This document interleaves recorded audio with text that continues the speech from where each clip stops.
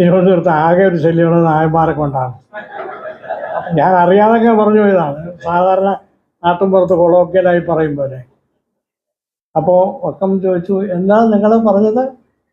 ഞാൻ പറഞ്ഞ, അല്ല, നായർ ശല്യമാണ് വലിയ ശല്യം എന്ന് പറയാൻ.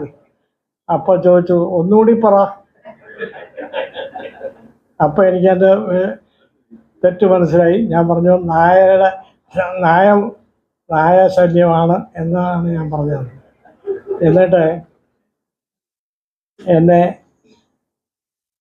അദ്ദേഹത്തിൻ്റെ ഓഫീസിൽ അദ്ദേഹത്തിൻ്റെ ചേംബറിൽ വിളിച്ചു വരുത്തി.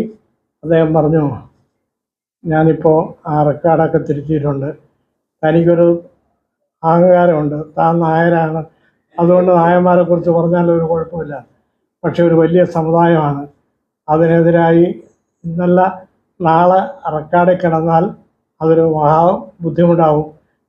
പിന്നെ മേലാൽ നിയമസഭയിൽ സംസാരിക്കുമ്പോൾ കുറേ കാര്യങ്ങൾ മനസ്സിലാക്കി അവധാനതയോടെ സംസാരിക്കണം എന്ന് അദ്ദേഹം പറഞ്ഞത്.